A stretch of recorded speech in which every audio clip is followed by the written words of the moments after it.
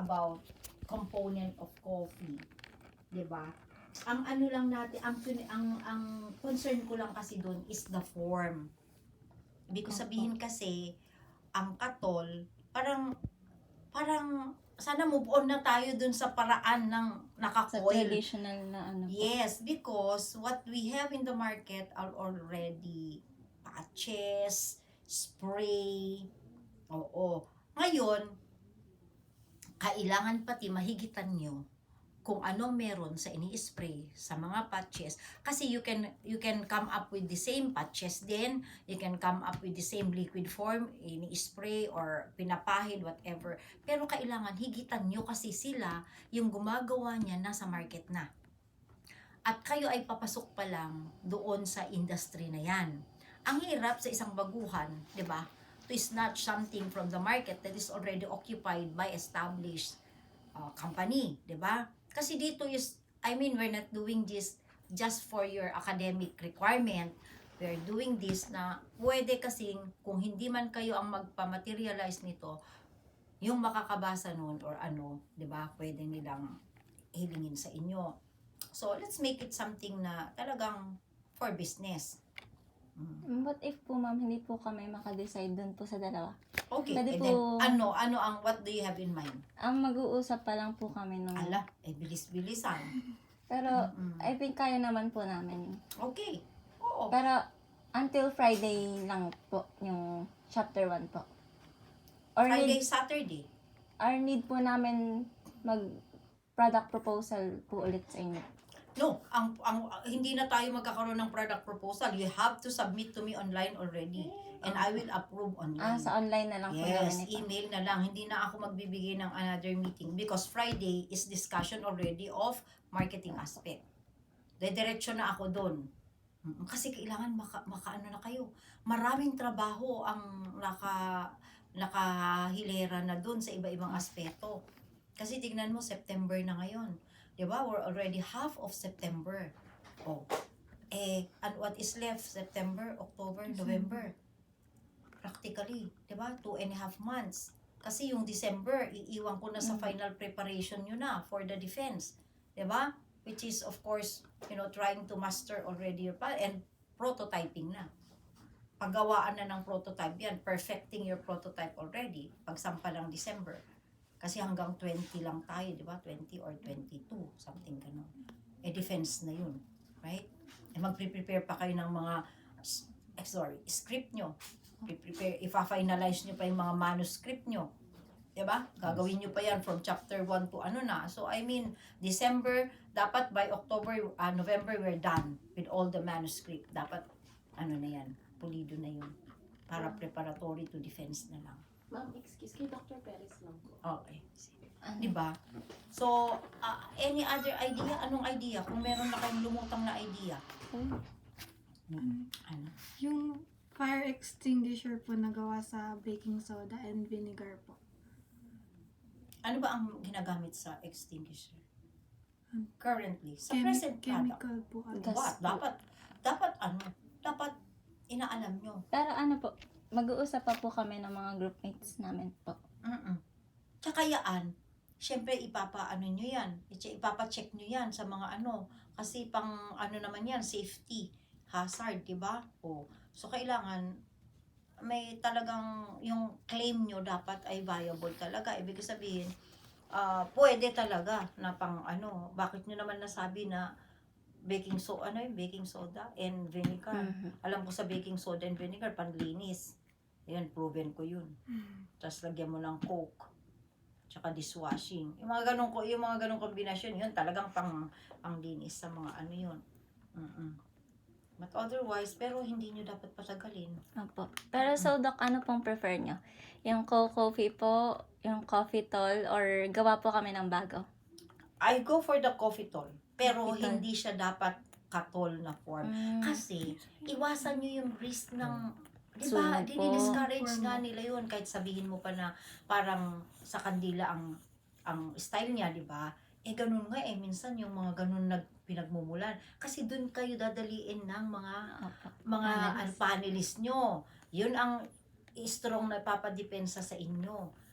bakit ngayon, kung sabihin nyo naman na ipapahid, ang kukwestiyonin naman sa inyo is, paano kung may allergy? Paano kung hindi pwede sa skin? O, yung mga ganon. O, di sasabihin nyo naman, patches naman.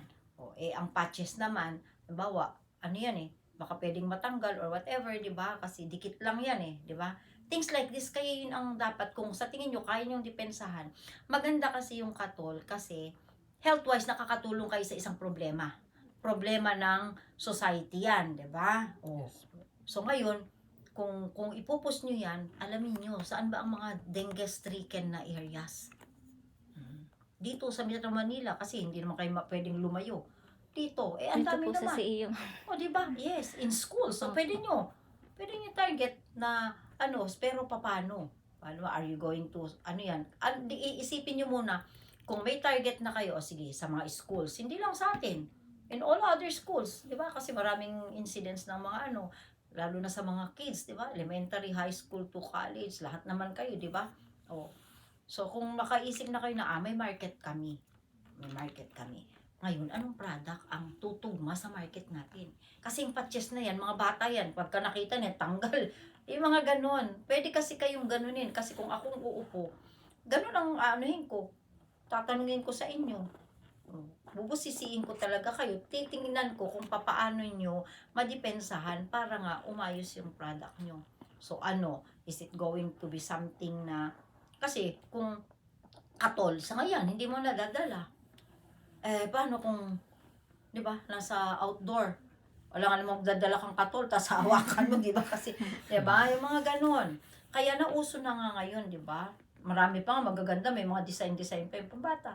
Di ba? Kasi bumibili ako noon yung isang mat na ganon, tapos may mga design ng bears, ganon, di ba? Tapos ilalagay mo lang sa kung saan ng bata. Pero ang importante kasi dun is, yung material nyo, which is, halimbawa, coffee pati, di ba? Tanong ko, sabi nyo may content na Yung caffeine. caffeine, Oo. Kung ang tatargetin nyo ay mga bata, is caffeine good for children? Mga ganun. Doon din nila kayo babanatan. Lahat na nang i-anticipate nyo na pwedeng itanong, kailangan maklaro nyo. Para, alam nyo, depensahan, okay lang. Kasi naman pala, ang caffeine, pag sa ganitong paraan, it's not something orally taken. Di ba, ang caffeine kasi, lahat talaga yan, di ba? Paloob. Oo. Pero, paano pag langhap? Hindi ba, yung mga ganon, di ba? So, kung gamitin nyo ang kape, saan siya effective? Yung mga ganon. Di ba? So, Maraming tanong bago kayo, kasi kailangan mahanapan nyo ng sagot. Kasi kung hindi nyo masagot yung mga yun, paano kayo sa defense? Diba?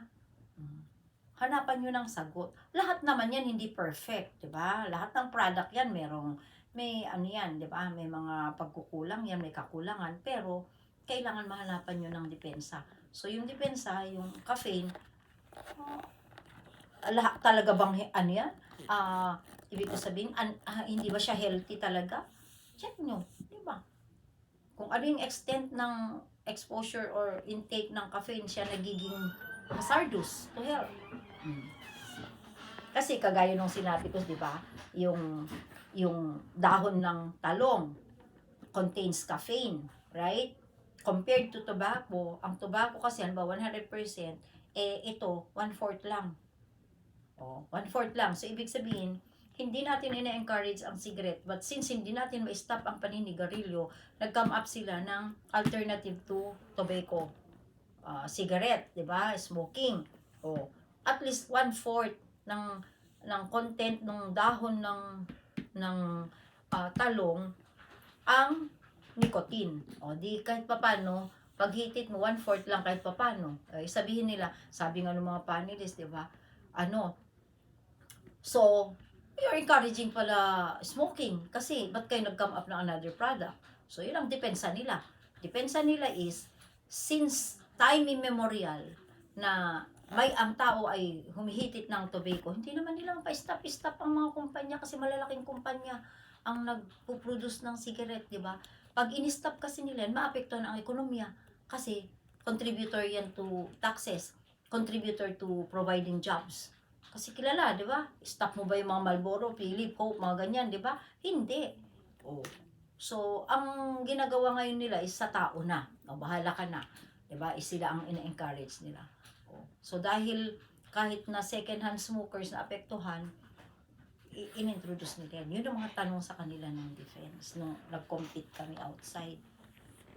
Na kaya naman nilang dinipansahan. Ano Kailangan bang yung tanong natin? depensahan. So, pwede pa po, pero mamaya pa po kasi kami makakapag-decide. Kailangan po namin i-consult sa group namin. So, ang pwede po is, pero mas prefer nyo po ang coffee tall, and pwede rin po kaming mag-come up pa ng bago. Yes, Pero but mamaya po kami you makakapag-decide. have to do it fast. Opo. And when you send to me answers of similar questions I have always been asking. Like, unang-una, anong contribution nitong iniisip niyong product? Meron bang magagawang, tulong? Or is it a solution to an existing problem? Are you contributing to meeting a certain need?